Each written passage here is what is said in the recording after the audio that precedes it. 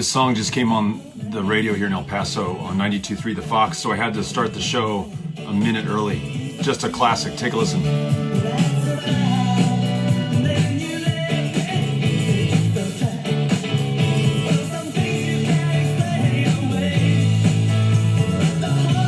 Good to see everybody streaming on. Really good show today. Beyond the fact that the Clash magically appeared on the radio just when we wanted them to. Literally, the song started as I hit go live on Instagram. We've got Congressman Bera, representative from California, who's served in Congress since 2013, was elected in 2012, same year that I was, as part of the class that I was a part of at the time, and is doing great work up there, and particularly when it comes to public health. He's a medical doctor, in addition to being a member of Congress, and held the first hearing in Congress on coronavirus back in February of this year. Long before the administration was paying attention, this guy was. So very interested to get his perspective, and certainly looking forward to him answering your questions. There's a question button just down here, and would love for you to ask the Congressman a question. I see Ami on there right now. I've got a link that I'm going to try to pin here if I can figure this out. Here we go. Cynthia, our producer, is texting me. Okay, she's telling me that Ami is right. So Ami, we're going to get to you right away. First, let me do a couple of things. We've got a good friend, part of the Powered by People family, Charlie in Iowa, who had COVID-19, was pretty sick for a while, and seems to be recovering, convalescing really well. And so, Charlie, we want to continue to wish you health and a strong and full and better than ever recovery. I'm following you and Linus on Instagram, and you all look like you're doing well. But if you're listening right now and you're watching, we want you to know that we're thinking about you. And then I talked to another member of our family, Robert, who's in Houston, who unfortunately lost his uncle recently to COVID-19, and had a chance to talk with him yesterday about just how difficult it is for the family, all of whom live in different cities, to be able to communicate and grieve together after losing somebody in the family. And so for Robert and everyone who has lost someone in the midst of this pandemic, just want you to know that we are thinking about you. We're with you right now. And we know that it's already tough to lose somebody. It is particularly tough when you cannot be there, when you can't be there with them in their passing, and when you cannot be there with your family to grieve together. So I want you all to know that we're thinking about you. We also want to make sure that we're continuing to share the data and the information and the statistics, because it's not always reliably shared by those in power or the president, the people at the top of the chain of power and responsibility in this country. Globally, over 1.6 million cases. We've just passed 100,000 deaths globally that have been reported, which is a really important caveat. This is only what we know about. It's not in any way close to the true scope of the problem. Many more people have died of COVID-19 that have been reported so far. But as we report these every day, apples to apples, this is the information that's reported from the WHO. And then for the United States, closing in on 500,000 cases, more than 18,000 people have died, a little over 2.5 million tests, but that's in a country of 327 million people. In Texas, almost 12,000 cases, and a little over 230 of our fellow Texans have lost their lives, lost that battle with COVID-19. I want to make sure that I share this with you so that we're all working with the same information. Again, what do we want? We want tests for everyone in this country. We want personal protective equipment to keep those frontline healthcare workers and the folks working in the supermarkets and our first responders, anybody who has to be out there. We want to make sure that they're safe, that they're protected for themselves and their families, and for all of us with whom they may come in contact. And lastly, we want ventilators for those who are unable to breathe on their own. We know that we have more demand, or may have more demand, for ventilators than we have capacity for right now. Really important that we have national leadership on this issue. Cynthia sent me a note earlier and reminded me that though every single day we've been talking about the disproportionate impact that coronavirus and COVID-19 has had on Black Americans. In Louisiana, for example, where African Americans comprise a third of the population, they're more than 70% of the deaths. In Chicago, African Americans, 30% of the population, more than 70% of the deaths. We're seeing this across the country. She pointed out that this is also taking a toll on Native Americans and immigrants to this country, populations who, again, already may have had very low access to quality health care, may already be discriminated against when they go to seek that health care. And this pandemic is laying bare the consequences of the policies that we have in this country and the endemic racism that defines life for so many of our fellow Americans.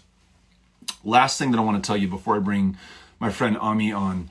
I've been telling you every day about the need to volunteer or to donate to your local food banks.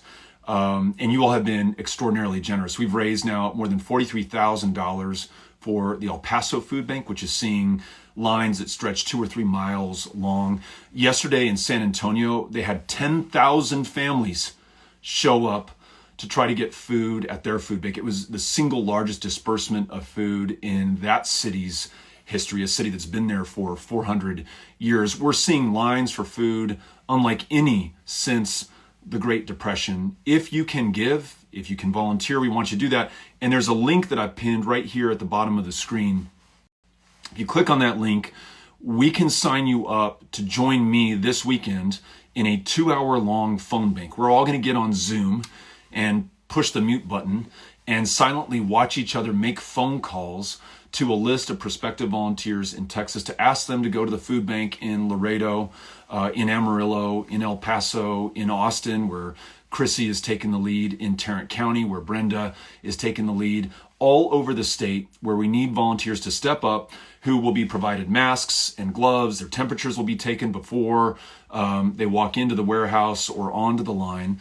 They'll be kept more than 6 feet apart from other volunteers. But this is one of those essential jobs that we need people to perform.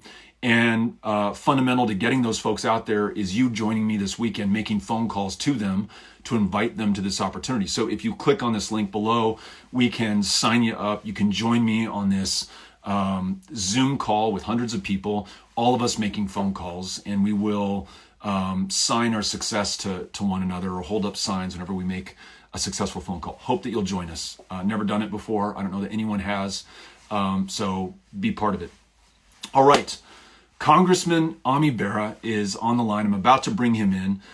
He's a medical doctor, got his MD from the University of California, Irvine. Residency in internal medicine at California Pacific Medical Center, eventually becoming the chief resident. No surprise to any of us who know Ami. Went on to practice medicine in the Sacramento area, served as the chief medical officer in Sacramento County, and then was a clinical professor of medicine and associate dean for admissions and outreach at the University of California, Davis, where he taught the next generation of doctors. And he's now a member of Congress, having been elected for the first time in 2012, serves on the Foreign Affairs and Science committees. And as I mentioned earlier, he was the first member of Congress to chair a hearing on the coronavirus back in early February. So, Ami Bera, let me see if I can get Ami on and have him join us. And remember, if you want to ask Ami a question, you're able to do that. Just click the link at the bottom of the screen. I see Marilyn Bittner on there. Marilyn, good to see you. Got your note. Thank you so much. All right.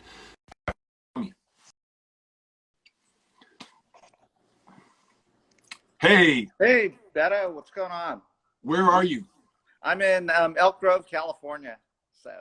And how are you and how is your family? Yeah, we're doing okay. Janine, my wife, is a doctor as well. So she runs a system of like 17 FQHCs, community health centers. So they're getting ready to care for patients. And our daughter, who graduated college, is back home with us right now in California as well. So how are you and Amy and the kids? It sounds like everyone's safe and everyone's doing important work on your end. We're all good. We're all good. We're running the O'Rourke Homeschool for the Gifted for our kids and supporting them in their distance learning with the El Paso Independent School District. Today, I think in honor of Good Friday, there wasn't any school, so there were more video games than there was learning. A little bit of time outside. The boys took a long bike ride with me in the morning. And then we've just been, Amy and I have been doing work and kind of just hanging out in the house. But everyone here is safe. Thank God. I may have told you my sister Charlotte is an ER nurse here in El Paso. She seems to be doing well. And so far, we haven't had a massive outbreak of coronavirus, although we did report our first death in El Paso yesterday. So, but all in all, considering the circumstances, things are going okay. Ami, but before we get into this, I want to read you something, and I want to read those who are watching something. In 2018, in May of 2018, Ami Bera, our guest, wrote a letter to John Bolton, part of the Trump administration. And in that letter, he said, in the past week, the top official responsible for global health security at the National Security Council, Rear Admiral Timothy Ziemer, was forced out, and the team supporting that portfolio has been disbanded. Ami wrote to Bolton, "We urge you to reconsider the demotion of the global health security portfolio. Saving lives from the next global pandemic starts with investing in preparedness before it strikes. We fear these recent decisions will leave the United States vulnerable to pandemics and commit us to a strategy of triage should one occur." Ami, that was 2 years ago where you were warning about administration decisions that might make it harder for us to respond to a pandemic. Did you have something like coronavirus in mind when you wrote that letter? You know, we knew that we were lucky. Beto, you remember when we were in Congress in 2014 with the Ebola crisis, it scared a lot of us. And we did a deep dive on lessons learned from Ebola. And one of the things was you actually had to have someone at the national security level with the president's ear whose sole job was watching what was going on around the world, paying attention to these outbreaks. Because we've seen them before, SARS, MERS, H1N1, Zika. And we've been lucky that it really hasn't hit our shores the way COVID-19 is right now. So when he got rid of that position, we knew no one was paying attention. And that's why we were trying to sound the alarm bell. And I mentioned at the top that you were the first member of Congress to chair a hearing on coronavirus back in February. I think it was maybe February 8th. Tell me what caused you to do that. What did you see that the administration and so many others did not see at the time? You know, what frustrates me is I listened to the president. He says, well, I didn't know what was going on. It's like, I heard about a new virus in December of 2019 in China. For those of us that are paying attention to this, and, when they shut down a city of 15 million in China in early January, we knew this was going to be pretty bad. So we were sounding the alarms. I did what I could do. The bullet pulpit I had is being a chairman of the Asian Pacific Committee. So we, brought folks in. The president's strategy was a travel ban. And we were just trying to point out that, look, that might buy us some time, but this is a virus. It doesn't, it's not going to stop at a border. And we're going to see it here in the United States and take advantage of the time, and let's make this happen. I just saw a comment from Bumpside who said, yeah, but February 8th was so many days after the travel ban. But the point that you're making is that the travel ban in itself was insufficient. We needed tests. We needed to do some form of contact tracing and isolating of those who were infected. Tell us a little bit about how your perspective as a medical doctor informs the public policy that you'd like to see us pursue right now. What are we not doing as a country that we should be doing? Well, so what we did is the travel ban bought us time, but we squandered those 6 weeks. We didn't build up testing capabilities. We didn't stock up on the personal protective equipment that our doctors, nurses, first responders needed. And we didn't do a quick assessment of what our hospital ventilator capacity was, et cetera.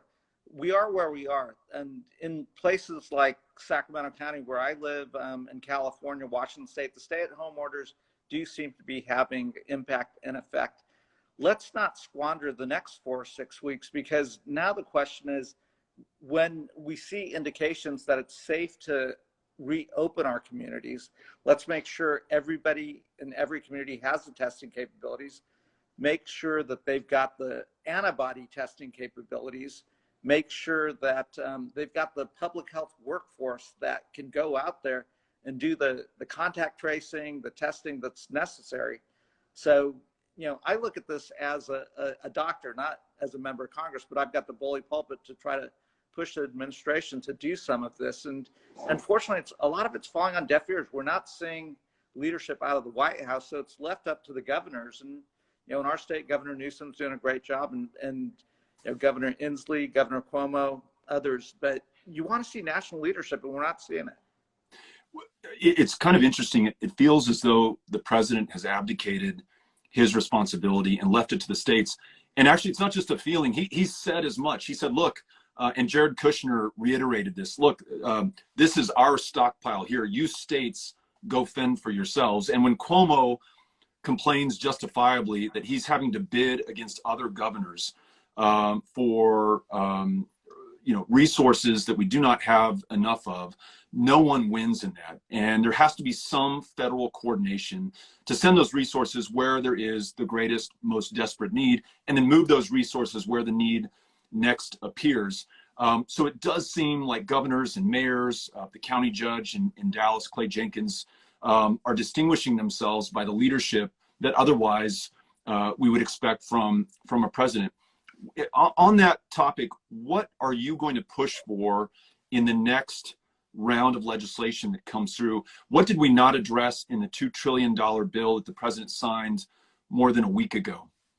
We still, look, families are hurting. You know, at the top of this, you talked about the number of families that are lining up at food banks, et cetera. You know, the health disparities, the communities of color, Black and brown communities that are being hit disproportionately hard by this. We've got to focus on those communities, make sure we get those resources out there, and that these small business loans and the safety net, the trillions of dollars that we're pushing out there, we want to make sure they get to those communities that are actually being hit the hardest, and not to those that need it less. Now, all of us are being hit by this, but we want to make sure those communities that are less resourced get those resources. We also want to start planning on, how do we come out of this? How do we make sure we follow the data and the science when we come out of it? So today I asked the administration if they had a national testing strategy that would allow us to understand when it was safe to come out. And it was just blank. They don't. And the sad thing is it might be 50 states coming up with 50 different strategies, and that's not leadership. Is it possible that we could test everyone in the country? You mentioned COVID-19 testing and then the antibody testing to determine whether somebody's already had it and now is perhaps immune. And I guess if the science bears this out, their blood or their platelets might be helpful in treating this or providing a vaccine for it. Do we have the capacity, the resources, the political will to make that happen? We have to, right? If we want to do this in a scientific-based way, we have to understand how many people have a level of immunity. And Beto, what you're talking about is folks that have been infected by the virus, maybe never developed any symptoms, never even knew they were infected, recovered, and now have antibodies. And those antibodies, the best we can tell, will provide protection at least for months, potentially longer than that. But right now we think it's at least months. Those folks are actually safe to go out, return to work, or go out and volunteer or help care for COVID-19 patients at very little risk to themselves. We've got to build that capacity right now. I know the FDA's approved some serologic tests, those antibody tests. We've got to make sure they're accurate, they're specific and sensitive before we do widespread deployment. We then have to make sure we have the ability, because we're going to need millions of these tests. So how do we get that out there to every community around this country? How much sampling do we do in a community to get a sense of how many immune people there are? And then lastly, we're going to need a public health workforce. And, we're pushing legislation to take, the 7,000 to 8,000 Peace Corps volunteers that have come back to America. These are young community service-minded individuals that could go out there and be trained very quickly to be our public health workforce. The AmeriCorps, the Teach for America folks, these are folks that already have a demonstrated ability to serve. Let's take those folks, let's give them jobs, a paycheck, and get them to work doing something we need. Here's a question from one of our viewers. And if you don't mind moving your screen so that you're, there you go, so that we can see you and see the question. Perfect. Should Trump have shut down the country? In other words, should there be a shelter in place? We have it on a state by state, sometimes county by county basis. Do we need a national shelter in place? Yeah, we do. And the fact that the president was so reluctant to take a simple leadership question like that and say, well, the states can decide what they want to do, is a lack of leadership. So we do need a national stay-at-home order. That's why we also need a national strategy that says when it is objectively okay to start reopening our communities. And it probably won't happen all at once. It's got to be based on data. I don't expect that we're going to see it out of the president. So, it's up to the governors now. This is from Jack. Any thoughts on, we got some relatively, and I guess only relatively speaking, good news today or over the last 24 hours about, while we continue to see a rise in deaths, we see a slower rise in admissions in some states that have been hotspots. Any thoughts on whether this curve is in fact flattening? I certainly, it looks like it's flattening in New York. In California, I think the early action by Governor Newsom and local mayors and public health officials did flatten our curve. And all that means is we're slowing the spread of the virus. It's given us the ability to build capacity in our hospitals, find equipment, and get ready. We know we're going to continue seeing newer cases. The two metrics that I would look at to see if we're getting ahead of this are new hospital admissions and the number of people that are being admitted to the intensive care units. You're going to continue to see more people diagnosed with COVID-19 because we're going to be doing more and more testing. So that's an important metric, but that won't tell us if we're getting ahead of this. You also likely will continue to see mortality data, people dying.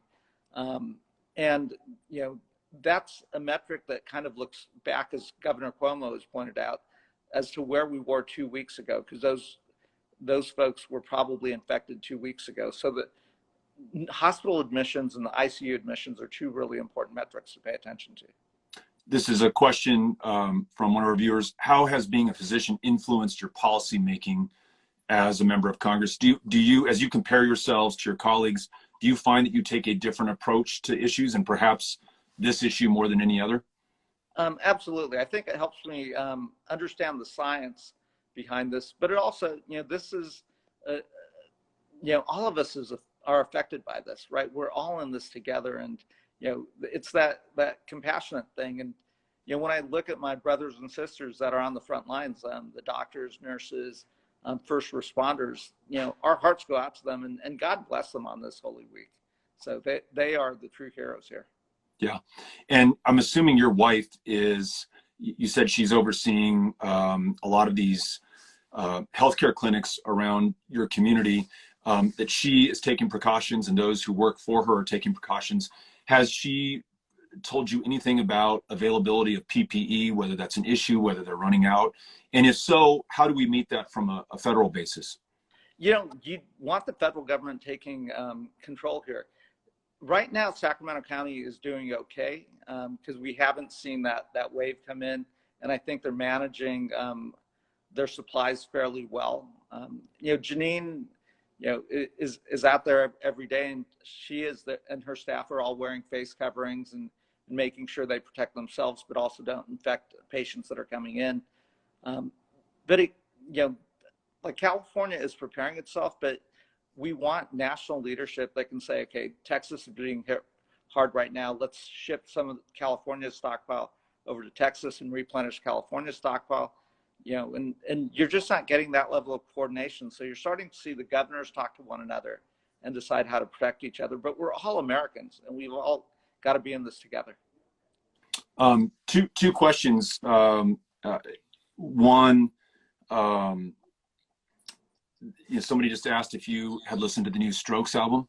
I don't know if you want to take that, but if not, what are you listening to right now? You're spending more time at home. Typically, you'd be going back and forth to Washington, D.C. every week. Are you using that time to listen to music, watch movies? What's on your playlist? Yeah, that is a great question. You know, since our daughter's home, she's updating that playlist. We're listening to a little bit more Beyonce because that's her favorite, the Queen. We claim her from Texas. So I'm glad she's listened to her and that you are too. Now kind of a big picture question. This will be our last question. We asked this of your colleague, Veronica Escobar, yesterday. We had her on as well. What changes in this country after this pandemic is over? What will we not go back to doing? Now, it could be, Dr. Fauci has talked about, perhaps we don't shake hands again going forward, but perhaps even beyond that. Veronica talked about maybe the consumerism that has defined us culturally and economically. Maybe that recedes in favor of something better and more sustainable. Talk to us about how you've thought about this changing your life and our life as a country going forward. This pandemic is going to impact all of us. Regardless of culture, religion, rich, poor, all of us are in this together. And I think it gives us a chance to reflect on our lives. What's really important? I know I'm spending a lot more time making phone calls, reaching out to friends that I haven't talked to in a while, checking in with family. And you realize that, a lot of what we have, we don't actually need. And we need more of the things that you don't put a price on. And it brings life into focus. And I know you're an optimist, I'm an optimist. And the silver lining here is we may come out of this a kinder, gentler, more compassionate community and country and world. And, this is a reminder, we're all in this together. I was talking to my staff today, and, Earth Day is April 22nd. And, we ought to think about what that day means. Maybe that's a day of human kindness where we all go out there. Beto, you've got a long reach. Let's make something happen. And let's go out there and touch a human being in a kind way and do something special for each of us. And, whether that's a prayer, whether that's volunteering at a food bank, as you talked about. But we're all in this together. And if we stick together, we will come out stronger, more resilient, and hopefully kinder and more compassionate. I was talking to or listening to an author who had come to speak to the Veterans Affairs Committee when I used to sit on it. And we were talking about post-traumatic stress disorder and the frighteningly high number of veteran suicides that we see in this country every single day. The number was first reported 22 veterans kill themselves every day, then it was lowered to 20, but whatever the official number, it is probably higher. And this gentleman talked about how serving in the military and being on the front lines literally and putting your life on the line literally, and what you do or fail to do will determine the fate of your fellow soldiers, that it is hard to reach a more essential level of life and of purpose and function. What you do is really going to determine the life or death of your unit.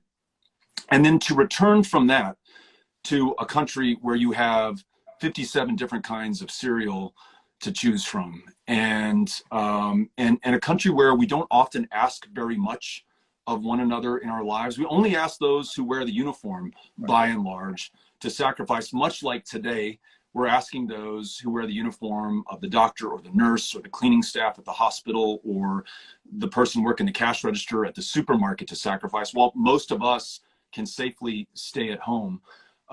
He posed this question to us: how do we have some kind of shared sacrifice as a country at a time where less than 1% of Americans have served in the United States military since 9/11?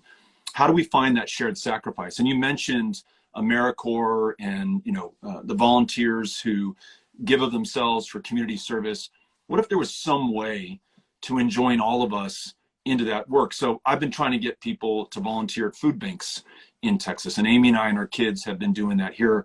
Not only is it necessary, it is deeply fulfilling, and I feel like I'm actually able to do something instead of just sitting on the sidelines or being anxious about what's happening. So I like your idea, and if you end up in any way through federal legislation encouraging or incentivizing that behavior, I would love in whatever way I can to help you with that, because I really think that this could be an opportunity for this deeply divided, highly polarized country to come together in common cause, because we have this common enemy right now, one that affects us disproportionately based on our income, based on the color of our skin, but one that affects us all nonetheless. So I really, really like that idea. And I got to tell you, not only am I grateful that you joined us today for this half hour, but grateful for your work in Congress.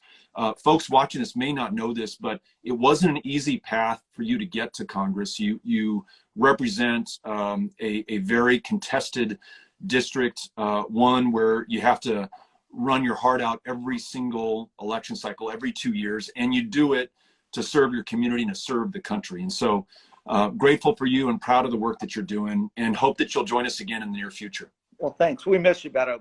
Be safe, be kind to one another, and be well. Thank you, Ami. Really good to see you. Bye-bye. Bye-bye. Well, that was another great conversation with another great member of Congress, Ami Bera, who is a member of Congress from California, been serving in Congress representing California for the last 7 years. And again, one of the early voices sounding critical warnings on what this pandemic could do to this country, not just this year, 2 years ago, warning that our lack of focus on this in other countries could come back to hurt us should we face a pandemic, exactly what's happening right now. And look forward to staying in touch with him going forward. I may try to do this. I may try to bring in our producer, Cynthia Cano, just to give us a preview of what we're going to see next week. And then I'm going to wish you all a very happy weekend and a happy rest of your Friday. Hey, Cynthia, how are you? Oh, I'm good. How are you? What did you think about Ami? I thought he was incredible. He was really, really informative, and I think just had a way of explaining it that made a lot of sense. So I really enjoyed listening to him. Your camera is in soft focus, which I like. It just may be the screen. How's everyone doing in the Cano household? We're good. We're doing well. Went to the food bank this morning and had a chance to go and volunteer there. You have volunteered every single day this week. I'm so proud of you for doing that. And you also delivered the PPE that Jacqueline and Project PPE sent to us. She FedExed it to us. I showed it on the show yesterday. You picked it up this morning from the house and you took it down to the food bank in El Paso. Thank you for doing that. Yeah, and they were super grateful because those are reusable, so you can wash them, and they were just really happy because they are running out and do not have as much PPE as they need, and they're doing a really good job about making sure, like you had mentioned, before people go in and volunteer, you have to get your temperature checked, you have to, disinfect your arms, a nurse looks at you, talks to you, and make sure you're healthy and you're good to go, and then they give you a mask and gloves, and are very strict about everybody staying 6 feet apart from each other. Are you going to join us on the 2-hour phone bank tomorrow where we call to recruit volunteers to fill the shifts at all the food banks in Texas? Of course, absolutely. And if you want to join Cynthia, and you'll be able to see her and everybody else who's volunteering, we'll all have our Zoom on mute. You can go to Twitter or Instagram or Facebook. We posted the link there. I tried to post it earlier and folks said that the link was not working out. But we would love for you all to join us. And look, folks, this is a matter, doesn't matter if you're a Republican, Democrat, Independent, you like me, you hate me. We're all in this one together, and we have a chance to serve together our fellow Texans who are going to be Republicans, Democrats, Independents alike, all of whom need our help right now. These volunteer shifts used to be primarily staffed by older people who now should not leave the house. So it's left open all of these volunteer shifts that all of us now have to fill the gap for. That's the phone call that we're going to ask you to make tomorrow 50 times over the course of 2 hours. We want to thank Christy, who is our graphics department, Elizabeth, who is our data department, Cano, our producer, Representative Ami Bera, for being with us. Cynthia, as we leave and I play the closeout music, let's see what's on the Fox. Who do we have on next week? So right now we have Lorraine Barabille, who is going to join us on Monday. And That's State Representative Lorraine Bera. right. Yep. And then on Tuesday we have Jack, who is on right now, and Jack. Jack. Wow, you got him on. That was a get. Yeah. Well, he's awesome. He's really amazing, and I just getting a chance to talk to him for a little bit. I just cannot wait to see him on live stream with you. We're also going to have Cleveland Gilman, who's an emergency room doctor in New York City, who keeps an incredible journal of everything that he's seeing and experiencing. And I try to read that on a daily basis just to know what's happening on the front lines of this crisis in New York. We're going to have him on. Who are some folks that we'd like to get on in addition? Shannon Watts from Moms Demand is someone I'd like to have on. Congrats to her and all the Moms Demand and March for Our Lives volunteers. Today in Virginia, Governor Northam signed into law universal background checks and extreme risk protection orders. That is all thanks to the advocates and the moms and the students and the marchers who made that happen and got delegates elected into their legislature to make sure that they could pass that. And so congrats to everybody. I would love to have her on and talk to us. Who else do we want, Cano? So, we are getting so many great suggestions. Colin O'Brady. I want Colin O'Brady. That's right. He solo traversed Antarctica and is an inspirational figure, and he knows what it's like to isolate and keep your distance from people. Let's get him on too. That would be awesome. And then I think Lisa D, she was a big hit, and I think a lot of people would love to see her on again. You know what we do? This is my exit plan. Are you ready for this? All right, ready. We slowly hand this show over to Lisa D. She does have her own show. So if I'm the Johnny Carson of the 4:30 p.m. Mountain Standard Time Instagram live feed in El Paso, I'm not saying I'm the Johnny Carson of the country or the world, just of El Paso. Yeah. Perhaps she becomes the David Letterman, because David Letterman should have taken over that show instead of Jay Leno. Maybe she becomes the David Letterman who actually gets the show. You down with that? Yeah, I like her. I think she's great. And or Jack. Let's see how Jack. Or you. Okay. So join us next week. We'll be back on Monday, 4:30 Mountain Standard Time. You all are welcome to join us. I'll try to get to more of your questions. I'm just going to check the question box for 5 seconds, Cano. I know you think we go too long. I know. See if anybody's got a question for you. Beto, can I tell you, you don't know this, but some people have said that they just would like one show where all you're doing is taking questions. That was a couple of folks had requested that. They just want you to take Jack's going to get the last question. This is for you. Any good book recommendations? He's out. What are you reading right now, Cano? Go. 30 seconds. Clock is ticking. The Odyssey. I'm still working on it. It is a very, very long book. All right, we're going to quiz you to make sure you're actually reading it. Tell us what's going on in the Odyssey right now. What's happening? Tell me. But I am doing that book. Tell me some characters in the Odyssey. Beto. One. I don't do well in quizzes because I lock up, and then you're quizzing me. It's the same thing with music. What is the book you shouldn't have answered? You shouldn't have answered with the Odyssey if you weren't ready to talk about the Odyssey. Rule number one in Instagram live interviews. I didn't think you would quiz me. I just thought you would go with it and say, "Okay, good for you. I'm glad you're reading." But then you quiz me like, remember you asked me about music and I came up with New Kids on the Block? It was horrible. Okay. What you get a redo? 30 seconds. What is a book that you read that you liked that you want to recommend to Jack?